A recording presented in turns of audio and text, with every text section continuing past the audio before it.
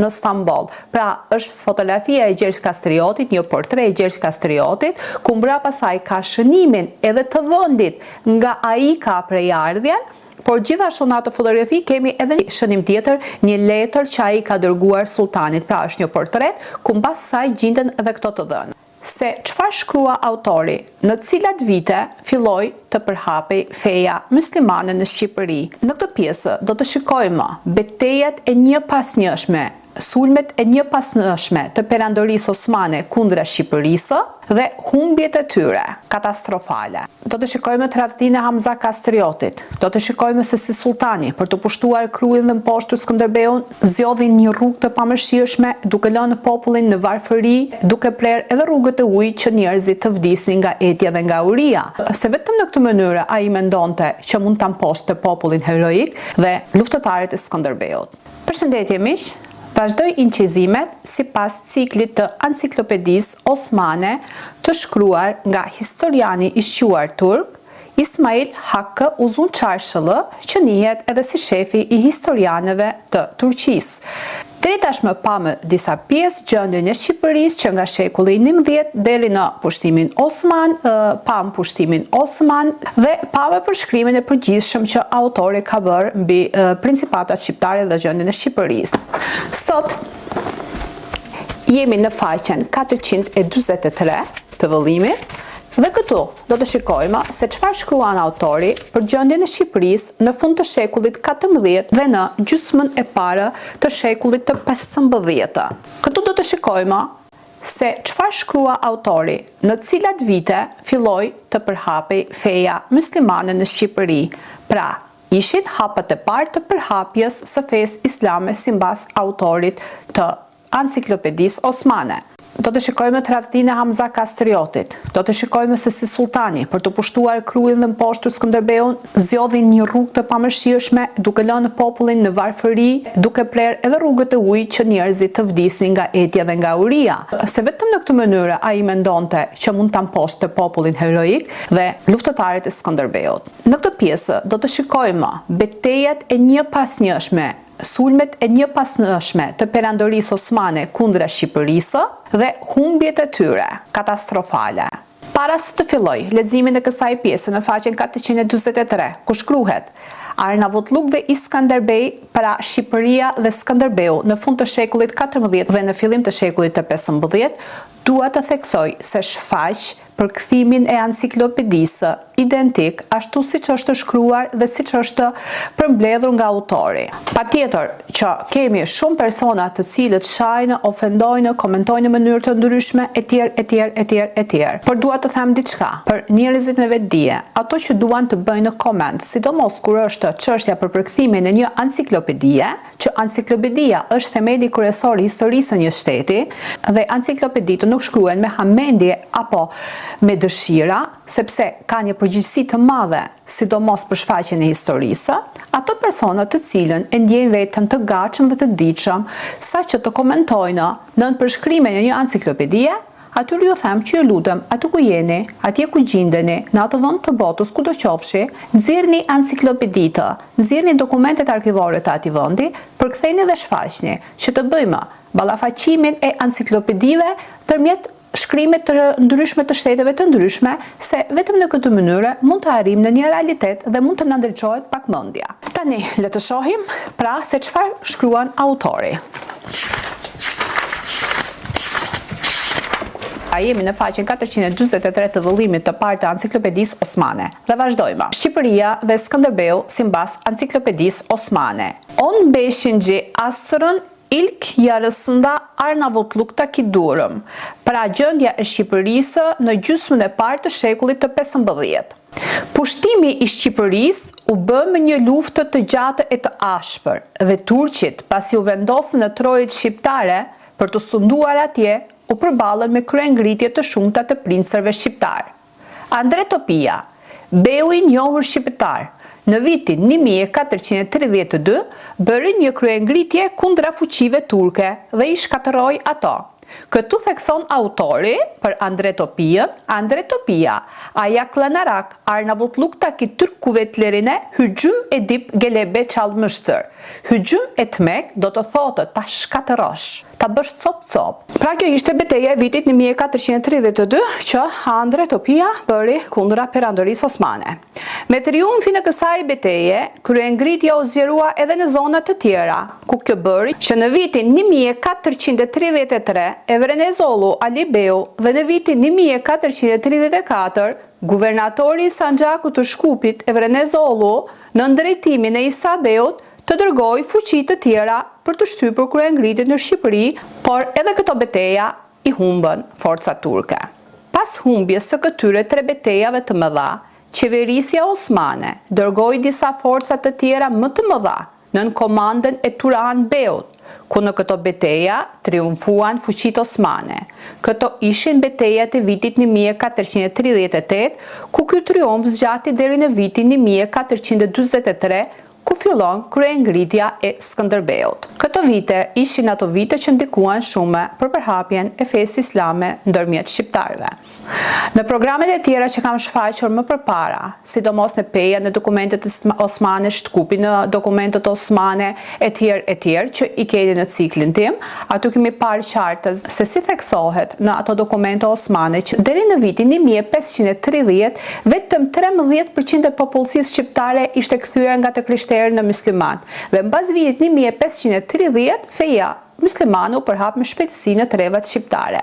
Pra shikojmë që në pas këtyre betejave, sidomos në vitin 1438 deri në vitin 1443, ishte ajo kohë ku filloi të përhapej feja muslimane në trevat shqiptare. Shohim se në këto vite fillon të përhapet feja islame. Siç theksova, në betejat e mësipër me shkruan autori, Gjon Kastrioti kishte dhënë fëmijët e tij peng në sarajit e sultanit, dhe kështu që ishte detyruar të pranonte sundimin turk. Dhe këtu, në mesin e faqes 444, shikojmë që vazhdon shkrimin autori me titulli Kastriota Ailesi dhe Iskënderbej, pra familja e Kastriotëve dhe Skënderbeu. Le të shikojmë se çfarë përshkruan. Gjatë fushatës osmane në Shqipëri, familja Kastriotëve, e cila u detyrua të njitej sovranitetin osman për herë të parë në vitin 1410 dhe më pas përfundimisht në vitet 1423-1424, pasi beu i Mirditës dhe Matit, pra Gjon Kastrioti, u detyrua të dërgonte bijtë e tij Kastrioto si pengje në oborrin osman. Këtu shikojmë theksimin e autorit beu i Mirditës dhe Matit. E theksoj këtë për arsye se diskutohet shumë tema se nga e ka prejardhjen Skënderbeu, janë nga Mati apo janë nga Dibra, janë nga Shkodra apo janë nga Mirdita, dhe këtu sidomos në këto shkrimet e autorit do të hasim edhe disa argumente të tjera, dhe sidomos ku në programin e ardhshëm do të kemi një shfaqje të gjerës, sidomos të një vendi ku theksohet që ishte prejardhja e tyre kryesore, dhe aty theksohet me imtësi dhe sidomos ai shkrim është edhe mbas fotografisë së Gjergj Kastriotit, e cila kjo fotografi gjendet në muzeun në Stamboll. Pra është fotografia e Gjergj Kastriotit, një portret i Gjergj Kastriotit, ku mbrapa saj ka shënimin edhe të vendit nga ai ka prejardhjen.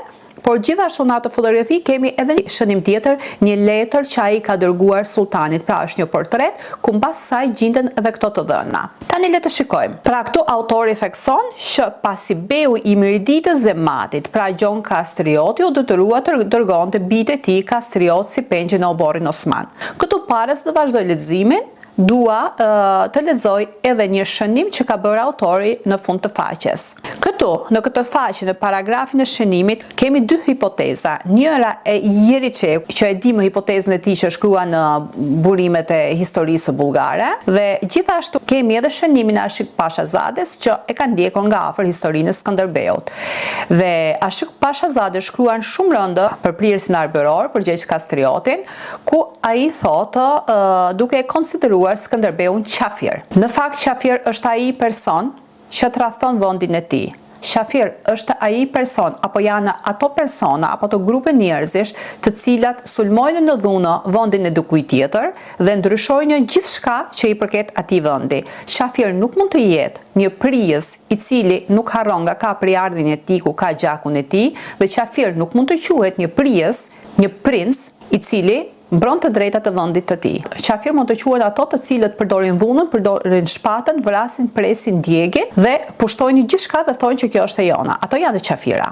Vazhdojmë leximin. Gjon Kastrioti u detyrua të japi fëmijët e tyre peng në sarajt e sultanit, ku më i vogli nga të djemtë e tij ishte Gjergj Kastrioti, ku ishte edhe i vetmi fëmijë i Gjon Kastriotit që ngeli gjallë, sepse djemtë e tjerë vdiqën, pra u vranë. Këtu autori nuk shkruan me përgjithësi se si vdiqën vëllezërit e Gjergj Kastriotit, por siç e dimë, ato kanë vdekur në të njëjtën kohë dhe vdekja e tyre nuk ka qenë rastësi apo nuk ka qenë murtaja apo një sëmundje, por ka qenë një vrasje me qëllim. Dhe mbi vdekjen e vëllezërve të Gjergj Kastriotit Skënderbeut e kam shfaqur në programin tjetër që kam bërë, ku është programi me titull Arnavutluk islamlarëve Skënderbeu, pra kryengritja shqiptare dhe Skënderbeut, të shkruar nga historiani turk Haluk Basharan. Skënderbeu, vazhdon autori, me emrin e tij të krishterë Gjergj dhe me emrin e marrë nga Saraji i Sultanit me emrin Mysliman Iskandar, ndeti gjatë në mes turqve në Sarajet e Sultanit dhe u përgatit e u rrit me gradë Sanxhakbej, pra guvernator province. Babai i tij,